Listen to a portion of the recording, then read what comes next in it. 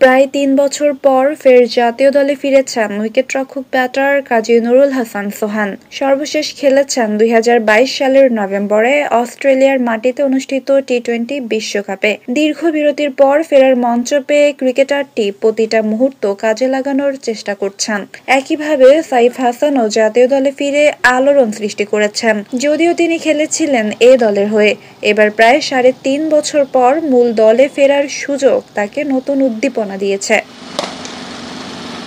Asia cup আর Netherland সিরিজকে সামনে রেখে Bangladesh cricket board ঘোষণা করেছে ১৬ সদস্যের টি-২০ দল, যেটির নেতৃত্বে থাকছেন লিটন দাস। অভিজ্ঞতা আর তরুণ সম্ভাবনার সমন্বয়ে গঠিত এই দলকে ঘিরে ক্রিকেট প্রেমীদের মধ্যে উচ্ছ্বাস লক্ষ্য করা যাচ্ছে। স্ট্যান্ড বাই হিসেবে রয়েছেন সৌম্য সরকার, মেহেদী হাসান মিরাজ, তানভীর ইসলাম ও হাসান মাহমুদ। প্রয়োজনে তারা টুর্নামেন্টে যুক্ত হতে পারেন।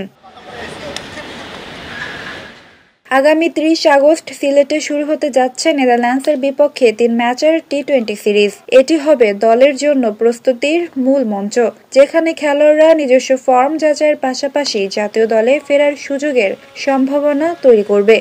এবং বড় লক্ষ্য ৯ সেপ্টেম্বর সংযুক্ত আরব আমিরাতে শুরু হতে যাওয়া এশিয়া কাপ, যেখানে দলের প্রত্যাশা থাকবে শীর্ষে থাকা। বাংলাদেশ স্কোয়াডে আছেন অধিনায়ক লিটন দাস ছাড়াও তানজিদ হাসান তামিম, পারভেজ হোসেন ইমন, সাইফ হাসান, তাওহিদ হৃদয়, জাকের আলী অনিক, শামীম হোসেন পাটোয়ারি, কাজী নুরুল হাসান সোহান, শেখ মাহেদী হাসান, রিশাদ হোসেন, নাসুম আহমেদ, মুস্তাফিজুর রহমান, তানজিম হাসান সাকিব, তাসকিন আহমেদ, শরীফুল ইসলাম এবং মোহাম্মদ সাইফুদ্দিন।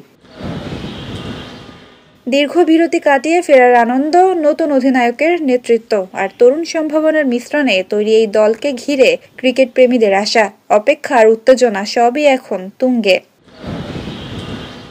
নাজিফা তাসনিম, ক্রিকেট ৯৭।